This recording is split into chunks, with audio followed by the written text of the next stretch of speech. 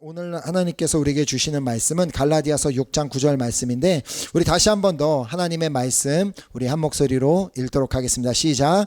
우리가 선을 행하되 낙심하지 말지니 포기하지 아니하면 때가 이름에 거두리라. 아멘. 아멘.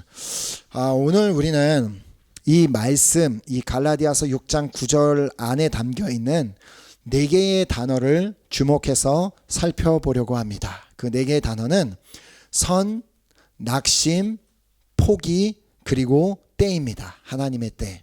자, 우리가 선을 행하다가 보면 때로는 낙심이 될 때도 있고 또 때로는 포기하고 싶은 그런 순간을 만나기도 하지만, 그러나 우리가 낙심하지도 또 포기하지도 말아야 하는 이유가 있는데, 그것은 때가 이름에 거두기 될 것이라고 말씀하고 있습니다. 자, 그렇다면 먼저 선을 행한다는 것이 과연 무엇을 의미할까요? 자, 성경에서 보면 선을 행한다는 말이 매우 여러 번 이제 등장하는 것을 볼 수 있는데, 먼저 성경에서 말하는 선을 행한다는 것, 그것이 무엇인지를 우리가 올바르게 알아야지만 우리는 이 갈라디아서 말씀도 올바르게 이해할 수 있게 됩니다. 자, 이 선을 행한다는 말은 그 창세기부터 이렇게 등장하게 되는, 정말 그 성경의 초반부터 등장하게 되는 것을 보게 되는데, 우리가 잘 알고 있는 가인과 아벨의 제사를 드리는 그 장면에 나오고 있는 것을 보게 됩니다. 창세기 4장 7절을 보면, 내가 선을 행하면 어찌 낯을 들지 못하겠느냐. 선을 행하지 아니하면 죄가 문에 엎드려 있느니라. 죄가 너를 원하나 너는 죄를 다스릴지니라. 자, 하루는 가인과 아벨이 하나님께 제물을 드렸는데, 하나님께서 아벨과 그의 제물은 받으셨지만 가인과 그의 제물은 받지 아니하셨습니다. 자, 그래서 그 사실을 안 가인은 매우 분노하였습니다. 그리고 얼굴색도 변하였습니다. 자, 그 모습을 보신 하나님께서 가인을 향하여 바로 이 말씀을 하신 것입니다. 내가 선을 행하면 어찌 낯을 들지 못하겠느냐. 선을 행하지 아니하면 죄가 문에 엎드려 있느니라. 죄가 너를 원하나 너는 죄를 다스릴지니라. 자, 가인이 하나님 앞에서 낯을 들지 못했다고 말하고 있는데, 그 이유가 뭐예요? 그는 선을 행하지 아니하고 악을 행하였기 때문이었습니다. 자, 그러니까 선을 행한다는 것은 결국 하나님 앞에서 부끄럽지 않은 행동을 하는 것, 무언가를 하는 것을 의미하는 것입니다. 자, 그럼 우리가 과연 무엇을 행할 때 하나님 앞에서 부끄러워하지 않고 당당하게 낯을 들고 있을 수 있을까요? 당연히 하나님께서 우리에게 성경을 통해 주신 그 하나님의 말씀대로 살 때, 그 말씀을 지키려고 노력하며 살 때 우리는 당당하게 하나님 앞에서 낯을 들고 살 수 있게 됩니다. 자, 그러나 우리가 그렇지 못하기 때문에 하나님 말씀을 너무나 잊고 살고 그렇게 너무 지키지 않으려고 하기 때문에 때로는 교회 들어올 때 얼굴을 들지 못하고 얼굴을 푹 숙이고 예배 자리에 앉아 있다가 떠나는 경우도 있는 것입니다. 자, 그래서 요한 3서 1장 11절은 이렇게 말씀합니다. 사랑하는 자여, 악한 것을 본받지 말고 선한 것을 본받으라.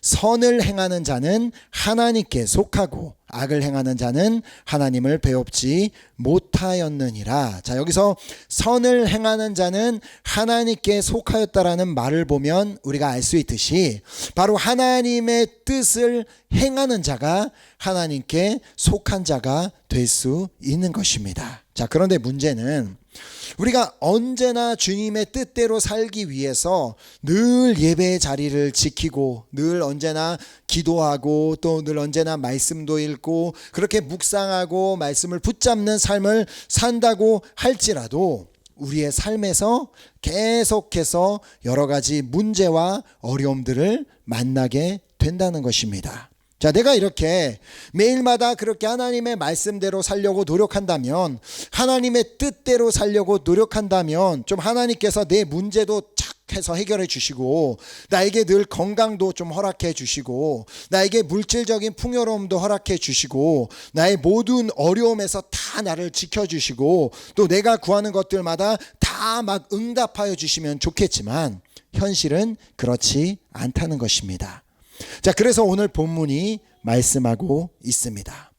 우리가 선을 행하되 낙심하지 말지니 포기하지 아니하면 때가 이름에 거두리라. 아멘. 자, 여기서 이제 한국말로 낙심하다라고 번역된 헬라어 에카카오 동사는 지치다 또는 약하여지다라는 그런 의미를 담고 있는 단어입니다. 자, 사실 이제 한국말로 이 낙심하다라고는 이제 매우 번역이 이제 잘 된 경우인데, 자, 그러나 조금 더 우리가 이 단어를 원어적인 의미로 볼 때 지금 여기서 선을 행하다라는 말은, 선을 행하다가 이제 그 낙심하지 말라라는 말은 지치거나 약하여지지 말라라고 말씀하고 있는 것입니다. 자, 왜냐하면 때로는 우리가 분명히 믿음으로 기도하고 있지만 그 응답이 보이지 않기 때문에 때로는 지칠 때도 있고 또 믿음이 약하여지고 의심이 들어오고 하나님을 향한 신뢰가 흔들리는 그런 순간이 오기도 하기 때문입니다.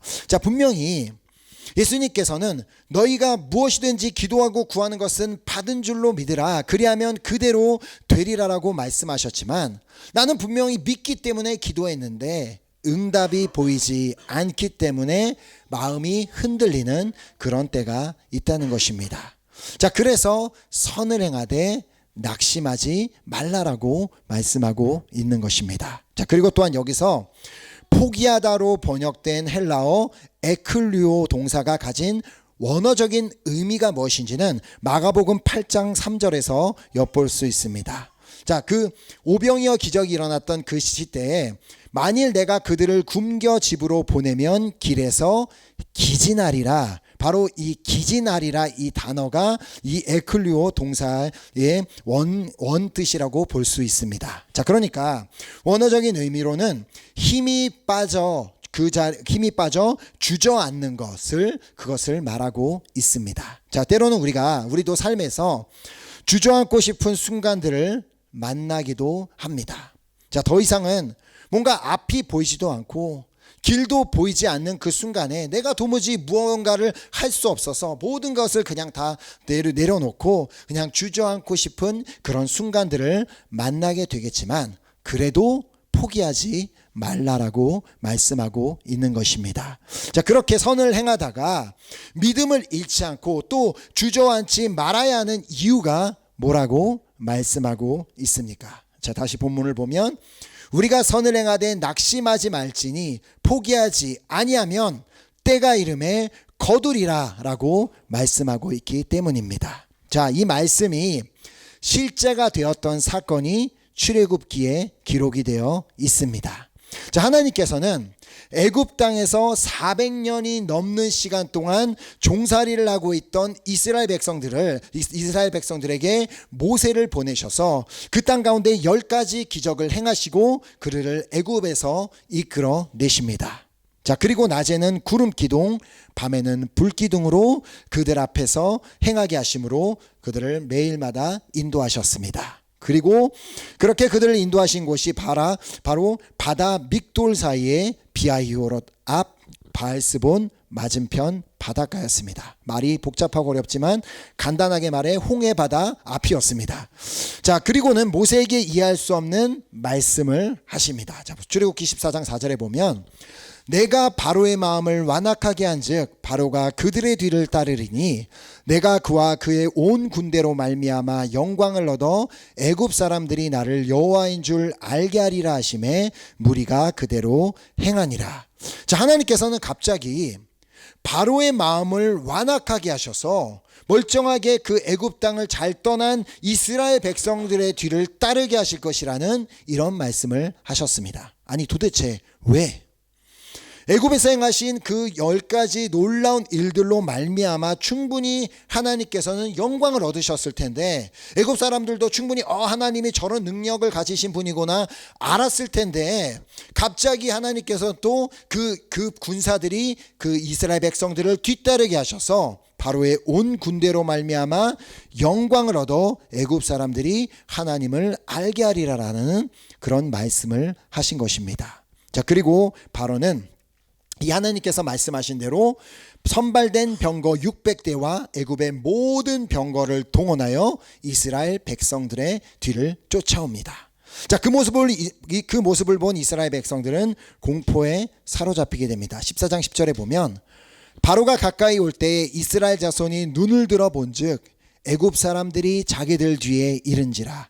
이스라엘 자손이 심히 두려워하여 여호와께 부르짖고, 그래야 그들은 하나님 이게 무슨 일입니까? 라고 하나님께 부르짖다가 이제는 모세를 향하여 당신이 도대체 왜 우리를 데리고 나와서 이곳에서 죽게 만드느냐고 모세를 원망하기 시작합니다.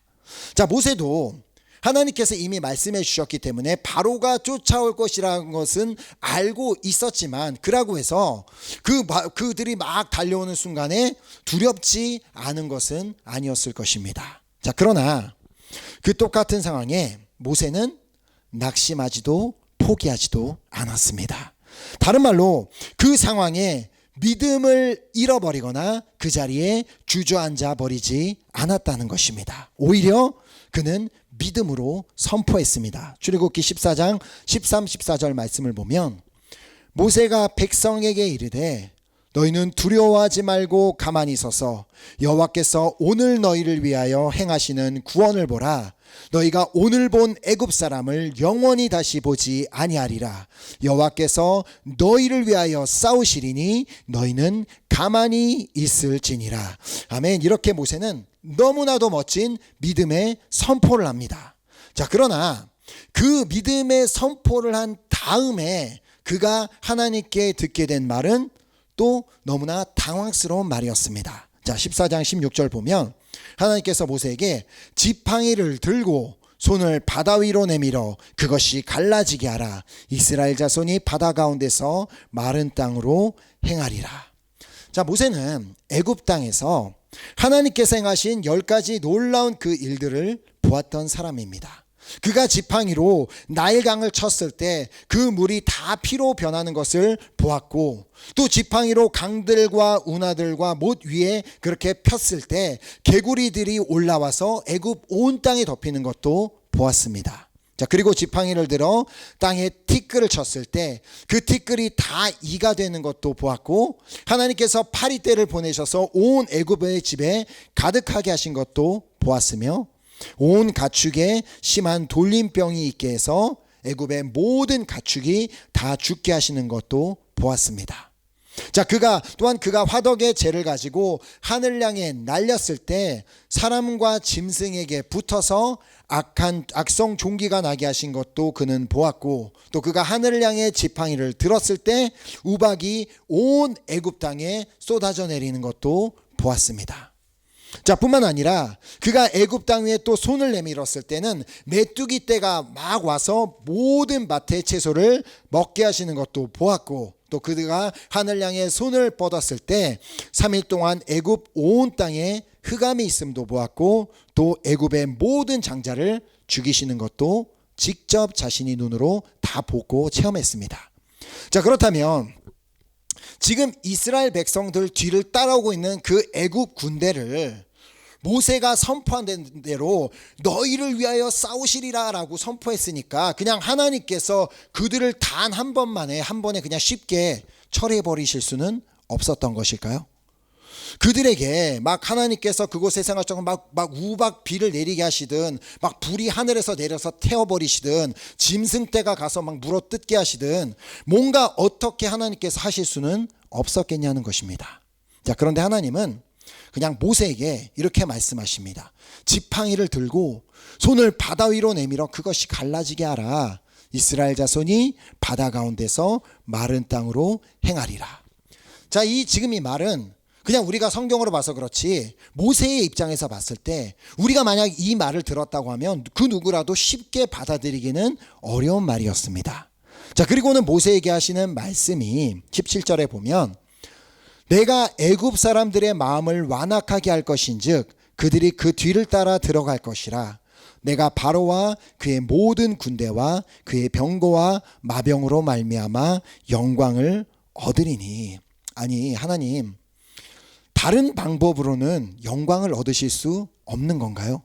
굳이 그 바다를 갈라서 그 안에 애굽 군대를 넣으셔야지만 하나님이 영광을 얻으실 수 있겠냐는 것입니다.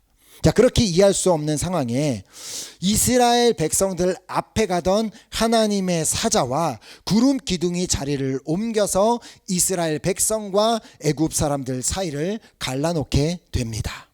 자, 여기서도 또 한 번 의문을 가지게 되는 것은 지금 이스라엘 사자가 지금 하나님의 사자가 이스라엘 백성과 함께 있었다면 하나님께서는 또 그 천사에게 명령하셔서 애굽 군사를 그냥 한 번에 물리치라고 하실 수는 없었던 것일까요? 그런데 단지 그냥 그 하나님의 사자는 구름 기둥과 함께 조용히 이스라엘 백성과 애굽 사람들 사이에 서서 그냥 단지 그 애굽 사람들이 이쪽으로 가까이 오지 못하게만 막고 있었을 뿐이었습니다. 자, 그리고 21절이 매우 중요합니다. 21절에 보면 모세가 바다 위로 손을 내밀매 여호와께서 큰 동풍이 밤새도록 바닷물을 물러가게 하시니 물이 갈라져 바다가 마른 땅이 된지라. 자, 모세는 이렇게 봤을 때 도무지 참 쉽게 받아들여지지 않는 그 상황에 그래도 하나님의 말씀이니까 하나님의 말씀대로 바다 위로 손을 내밀었습니다. 자, 그러자 여호와께서 큰 동풍이 불어서 한순간에 바닷물이 물러가서 갈라지게 하신 것이 아니라 이 말씀에 뭐라고 해요? 밤새도록 그 바닷물이 물러가게 하셔서 바다가 갈라지게 하셨습니다. 자, 지금까지 모세가 애굽 땅에서 체험했던 그 수많은 기적들은 그가 지팡이를 드는 순간 그리고 하나님께서 말씀하신 순간 바로 그 순간에 다 일어났습니다. 자, 그런데 이번에는 이상하게도 큰 동풍이 밤새도록 바닷물을 물러가게 하셨다는 것입니다.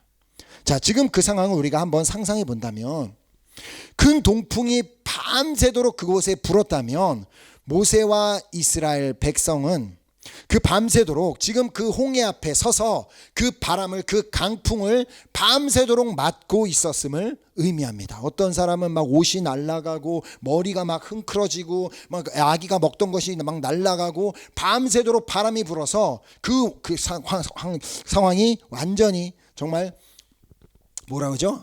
아비수장? 아니죠. 아수라장이 됐다. 죄송합니다. 제가 한국말이 짧아서. 자, 아수라장이 된 그런 상황이라는 것입니다. 자, 지금 그들이 홍해 앞에 있는 것, 그들이 거기 있고 싶어서 간 겁니까? 그들이 어떻게 가다가 보니까 우연히 거기 간 겁니까? 아니죠.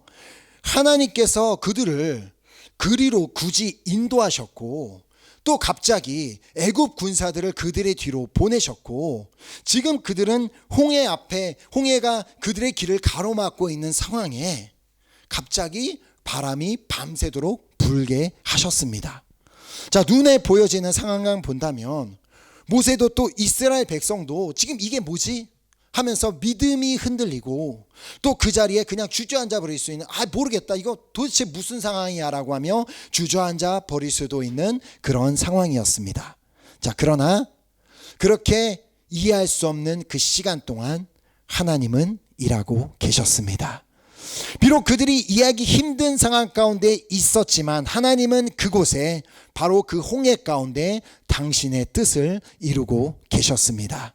자, 바람이 밤새도록 막 불고 난 뒤 도대체 막 정신을 못 차리고 있는데 이제 바람이 잠잠해져서 모세와 이스라엘 백성들이 눈을 들어보니 그들 앞에는 홍해가 갈라져 있었습니다. 자, 본문 다시 말씀을 보면 우리가 선을 행하되 낙심하지 말지니 포기하지 아니하면 때가 이름에 거두리라. 아멘. 자, 중요한 것은 모세가 그 하나님의 말씀대로 밤새도록 그 바다를 향해 손을 들고 있었다는 것이고 또 이스라엘 백성 중 그 누구도 그 자리를 이탈하지 않았다는 것입니다. 자, 결국 그들의 끈기와 인내로 하나님의 역사하심을 보게 되었던 것입니다. 자, 그래서 로마서 12장 12절 말씀을 보면 소망 중에 즐거워하며 환난 중에 참으며 기도에 항상 힘쓰며 라고 말씀하며 환난 중에 참을 것을 말씀하시는데 참는 게 뭐예요? 즉 환난 중에 인내하라는 말씀입니다. 왜냐하면 하나님의 때가 있기 때문에 그때까지 인내하라는 말씀. 그리고 기도에 항상 힘쓰라고 말할 때 이 항상 힘쓰다라고 번역된 헬라어 프로스카르테라오라는 그 단어는 무엇인가를 끈기 있게 하다, 그리고 지속적으로 하다라는 의미를 가진 단어입니다. 자, 그러니까 결국 지금 이 말씀은 끈기 있게 기도하라. 그래서 이 불어에서는 그 백세베레라는 그 단어가 끈기 있게 무언가를 하다라는 그 의미를 가진 그 단어인데, 끈기 있게 기도하라는 뜻. 그래서 이 사도행전에 보면 오로지 기도하기를 힘쓰다라고 그렇게 번역된 것을 볼 수 있습니다. 자, 결국 어떤 사람이 자신의 삶에서 홍해가 갈라지는 역사를 보게 된다는 말입니까? 밤새 강풍이 불어오는 그 상황에서도, 아무것도 뭔가 알 수 없고 보이지 않는 그 상황에서도 오로지 기도하는 사람, 끈기 있게 기도하는 사람, 낙심하지 않고 포기하지 않고 끝까지 기도하는 사람은 반드시 하나님께서 행하시는 그 홍해가 갈라지는 기적과 같은 놀라운 역사를 보게 될 줄 믿습니다. 아멘. 자, 그렇다면 오늘 본문 말씀은 다음과 같이도 쓸 수가 있습니다. 자, 이렇게 보면 우리가 선을 행하되 끈기 있게 행하고 인내한다면 때가 이름에 거두리라. 아멘. 또 다른 말로 우리가 기도하되 끈기 있게 기도하고 인내한다면 때가 이름에 거두리라 라고 그렇게 우리는 볼 수 있는 것입니다. 자, 그렇게 이스라엘 백성들은 바다 가운데를 이제 다 건너갔고 그 뒤를 따라 애굽 군사들이 들어왔습니다.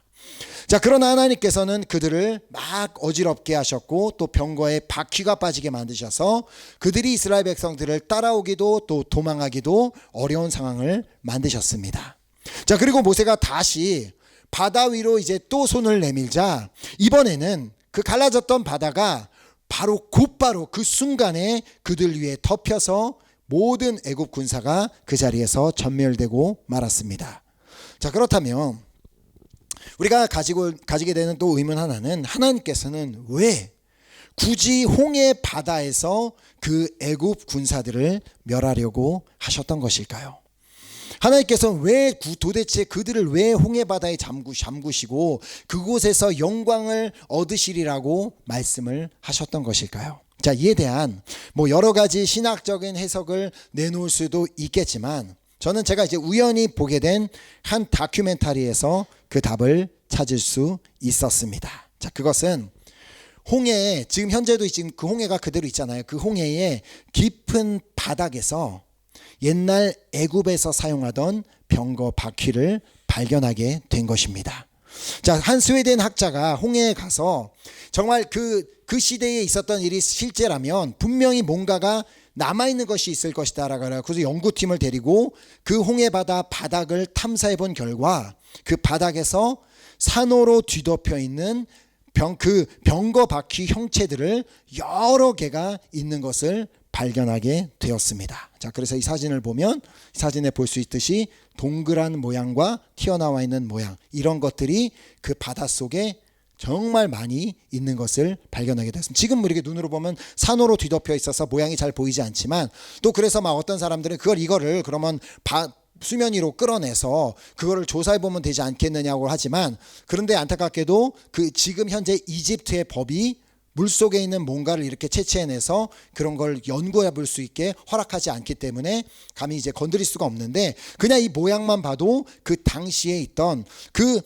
사용되었던 병거 바퀴 모양인 것도 알게 되고, 또 특이한 것은 그 애굽은 시대마다 그 왕이 설 때마다 그때마다 병거 바퀴의 다른 모양들을 다 사용하였는데, 지금 이 홍해 속에서 발견된 병거 바퀴는 그 지대, 바로 그 출애굽 시대에 그 당시에 사용하던 그 모양이었음을 확인하게 되었습니다. 자, 뿐만 아니라 현 이집트 쪽에서, 그러니까 홍해 바다를 건넜을 때 지금 이집트 쪽에서 사우디아라비아 쪽으로 건너간 것이기 때문에 그 이집트에서 사우디아라비아에 이르기까지 그 홍해 바다 속에서 계속해서 이 형체들이 발견이 되었다는 것입니다. 자, 그리고 그 바다 속에서 말뼈와 사람뼈까지도 발견이 되었습니다. 그 주변에는, 그 바다 주변엔 그 지금 현재 말이 전혀 살지 않는다고 합니다. 그렇다면 말뼈는 도대체 어디서 온 것일까? 그리고 왜 바닷속에 사람뼈가 있는 것일까? 자, 하나님께서 홍해에서 애굽 군대를 멸하신 이유는 그 홍해가 갈라진 사건, 사실 정말 믿어지기 어려운 그 사건이 사실이라는 것, 진리라는 것을, 이 분명한 증거를 우리 시대에 남겨주시기 위함이었던 것입니다. 자, 믿지 않는 사람들은 그건 무슨 신화와 같은 이야기지, 만들어낸 이야기라고 말하겠지만 그 홍해 사건이 사실이라는 증거가 버젓이 그냥 홍해 바다 속에 그대로 남겨져 있는 것입니다. 자, 이처럼 하나님께서 행하시는 일은 우리가 비록 그 순간에는 이해하지 못한다 할지라도 반드시 다 이유가 있고 다 뜻이 있는 줄 믿습니다. 아멘. 자, 그래서 이사야서 55장 8절 9절을 통해 말씀하십니다. 이는 내 생각이 너희의 생각과 다르며 내 길은 너희의 길과 다름이니라. 여호와의 말씀이니라. 이는 하늘이 땅보다 높음 같이 내 길은 너희의 길보다 높으며 내 생각은 너희의 생각보다 높음이니라. 아멘. 자, 우리가 이해하지 못한다고 해서 하나님께서 어떤 잘못된 길로 가시는 것이 아니라 하나님께서는 완전하신 하나님, 그리고 모든 것에 전지전능하신 그 하나님께서는 당신의 방법대로 당신의 시간에 주님의 일을 행하고 계신다는 것입니다. 자, 오늘 우리가 선을 행하되 낙심하지 아니하고 포기하지 않는다면 반드시 때가 이름에 하나님께서 행하시는 일들을 보게 될 줄 믿습니다. 자, 다른 말로 선을 행하되 끈기 있게 기도하고 인내하는 자는 때가 이름에 하나님께서 행하시는 그 놀라운 역사를 삶에서 보게 될 줄 믿습니다. 아멘. 자, 그러므로 오늘 우리가 하나님의 뜻을 행하되, 내가 정말 열심히 신앙생활 하는데, 내가 열심히 기도하고 있는데, 내가 열심히 말씀 붙잡고 살고 있는데 만나게 되는 이해되지 않는 수많은 그 상황 가운데서 결코 믿음이 약하여지거나 그냥 그 자리에 주저앉아 버리는 것이 아니라 끝까지 인내하고 끝까지 끈기 있게 기도함으로 말미암아 하나님께서 행하신 그 역사의 증인이 되는 그런 여러분과 제가 되기를 예수 그리스도의 이름으로 축복합니다. 아멘. 오늘 우리에게 정말 그 믿음이 있었으면 좋겠습니다. 하나님, 우리가 선을 행하되 낙심하지도 말고 또 포기하지도 말아야 될 이유가 있습니다. 왜냐하면 때가 이름에 반드시 거둘 것이기 때문입니다. 아멘. 우리가 그 시대를, 그 시간을 기다리며 정말 믿음으로 끝까지 기도하고 또 기도하고 인내하는 우리 한 사람 한 사람 될 수 있기를 예수 그리스도 이름으로 축복합니다. 아멘. 이 시간 우리 함께 찬양팀 나오셔서 우리 같이 찬양 드리고 우리 결단하는 기도하는 시간 갖도록 하겠습니다. 우리가 한번 그 홍해 앞에서 하나님께서 홍해 바다를 향해 지팡이를 내밀라라고 말씀하시고 그 모세가 지팡이를 들었지만 그 순간 바다가 갈라지는 것이 아니라 밤새도록 막 바람이 막 부는 그 상황을 한번 늘 언제나 기억하셨으면 좋겠습니다. 당장 지금은 바람이 불고 뭐가 되지 않는 것 같고 이게 뭔가라는 생각이 들지만 하나님의 시간이 됐을 때, 밤새도록 바람이 불어 하나님의 때가 됐을 때 그 홍해 바다가 갈라진 것을 그들 모두가 다 눈으로 보았던 것처럼 우리가 살면서 때로는 이해하지 못하는 그러한 상황과 순간들을 만난다 할지라도 끝까지 인내하며 그렇게 믿음으로 기도할 때 우리도 우리 삶에서 홍해가 갈라진 그런 역사들을 우리의 삶에서도 우리가 직접 우리의 눈으로 보게 되는 일들이 일어나게 될 줄 믿습니다. 아멘. 오늘 그 믿음을 가지고 우리 함께 이 찬양의 고백을 정말 나의 고백이 되어 우리 하나님 앞에 믿음으로 고백드리고 그리고 우리 함께 또 결단을 기도했으면 좋겠습니다.